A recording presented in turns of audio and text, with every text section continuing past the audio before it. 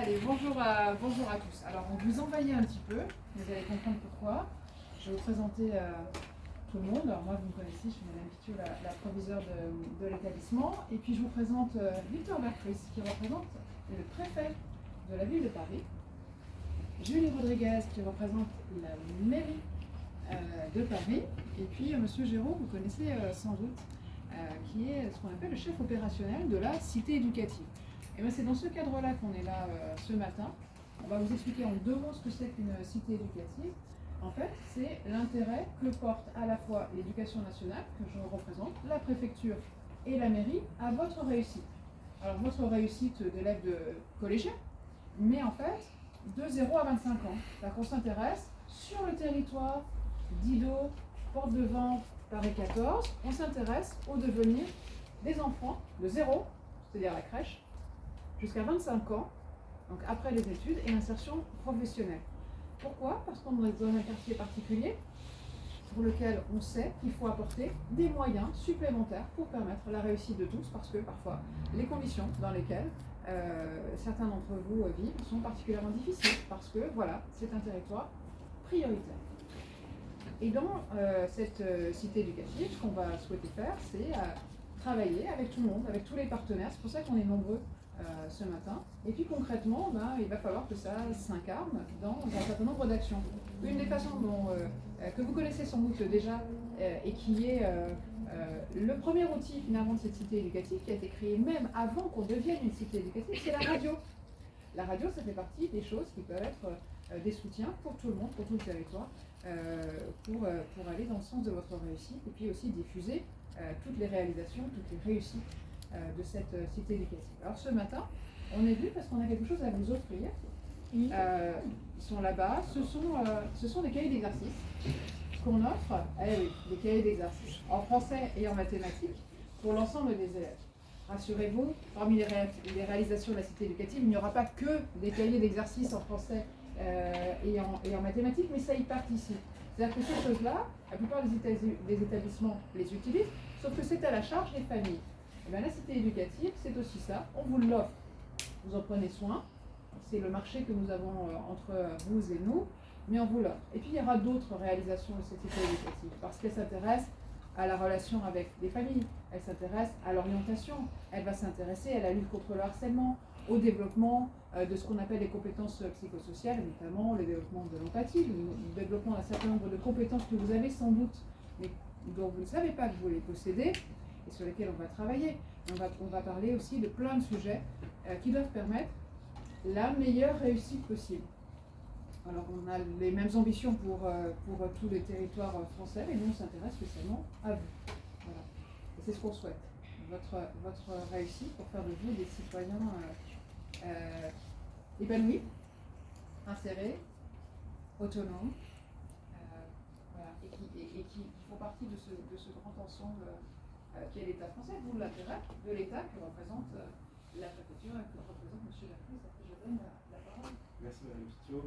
D'abord, vous dire que je suis ravi d'être ici pour cette première concrétisation de la cité éducative, parce que ça a été quand même un label qui est donné par l'État et qui a été quand même obtenu après plusieurs candidatures infructueuses.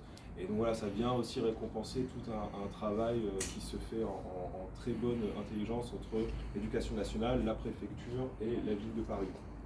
Et donc voilà, je ne vais pas m'appesantir plus longtemps que ça sur le dispositif.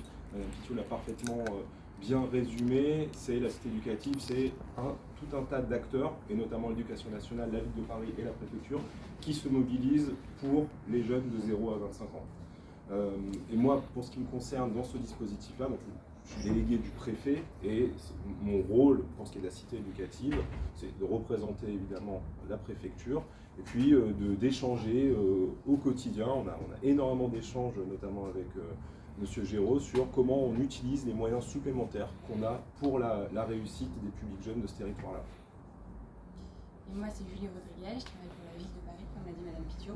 Et mon travail au quotidien, c'est d'accompagner les associations du territoire à réaliser leurs actions. Donc on les finance, mais aussi on fait en sorte qu'elles répondent bien à des besoins territoriaux.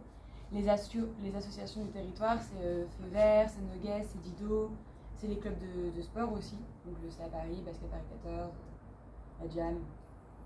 Et dans le cadre de la cité éducative, l'idée c'est de aussi faciliter le lien entre l'éducation nationale et toutes les associations et toutes les actions qui ont déjà lieu sur le territoire.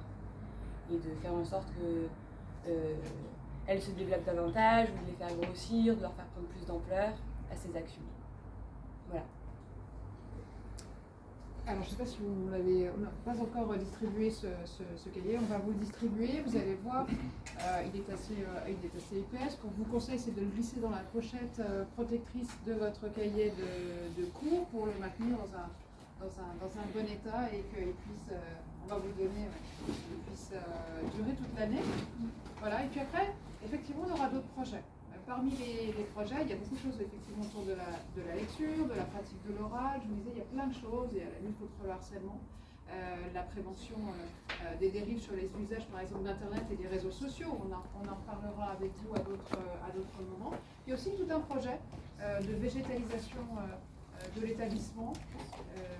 Vous l'avez peut-être vu passer. J'ai envoyé hier un message à tout le monde, à vos parents, à vous-même, à l'ensemble des personnels, pour parler de la végétalisation de cet établissement. De quoi est-ce qu'on parle? En fait, simplement sortir du tout bitume, tout béton et devenir une espèce de poumon vert avec des arbres, avec des végétaux, avec des potagers, avec des lieux de vie à la fois agréables pour vous, mais également bénéfiques pour le climat, bénéfique pour la transition écologique, et puis un formidable terrain de jeu pour de la prévention et pour apprendre ce que c'est que l'écologie et ce que c'est que le développement durable, avec des récupérateurs d'eau, on en reparlera avec la gestion des déchets de la cantine, les déchets verts que nous produisions chaque année, leur valorisation, le développement de la faune et de la flore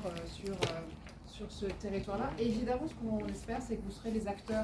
Donc bientôt, on va revenir vers vous parce qu'il y aura des éco-délégués et qu'on aura besoin de vous pour cela. Donc en fait, voilà, la cité éducative, c'est un projet global, c'est un projet total qui va vous amener à une réussite non seulement éducative, professionnelle, mais aussi à une réussite de futurs citoyens et vous faire acquérir un certain nombre de valeurs. Et on a la chance, pour cela, de pouvoir compter sur des budgets supplémentaires. Donc franchement, on est content de vous en faire profiter. Et là, aujourd'hui, c'est sous la forme d'un cahier d'exercice. Et un petit peu plus tard, ce sera sous d'autres formes. Voilà. Donc merci vraiment de votre attention. Est-ce que vous avez des questions par rapport à tout ça, par rapport à ces projets? Peut-être vous avez des suggestions et même des questions, peut-être, pour nos intervenants. Des suggestions, peut-être, pour l'avenir de cette cité éducative. Est-ce qu'on a oublié quelque chose? Est-ce qu'il y a quelque chose qui est extrêmement important pour votre réussite, dont là, on n'aurait pas du tout parlé? En attendant que vous en ayez, en tout cas, si vous recevez des messages sur le NT, vous consultez bien, parce que, par exemple, M. Blondeau en a envoyé un dernièrement dans vos parents de la distribution de ces cahiers-là et d'en prendre le plus grand soin.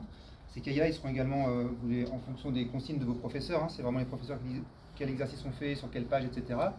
Ce sera des exercices à faire soit en devoir fait, soit à la maison, soit chez les partenaires, si vous êtes en aide aux devoirs à Noguès, par exemple, ou à Dido.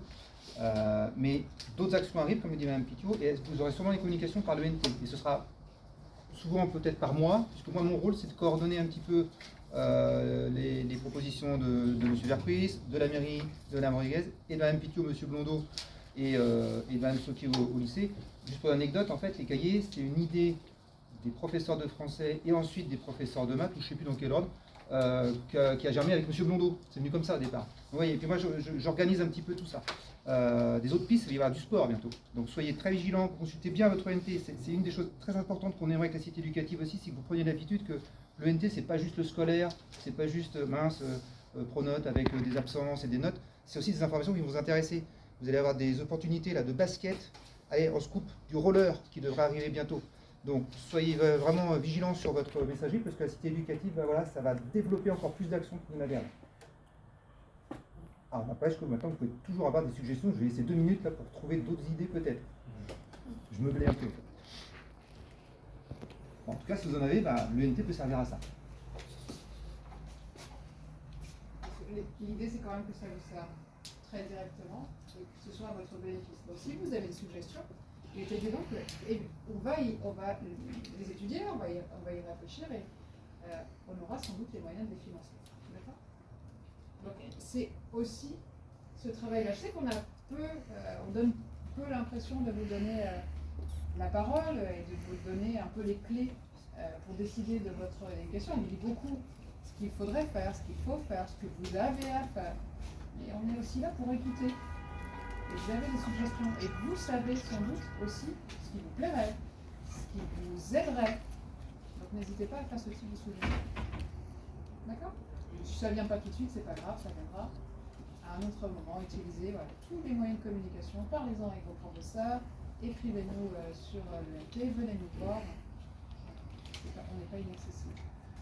On va vous souhaiter une bonne journée à tous. Ok? Et à vos travail du coup, c'est bien, allez-y.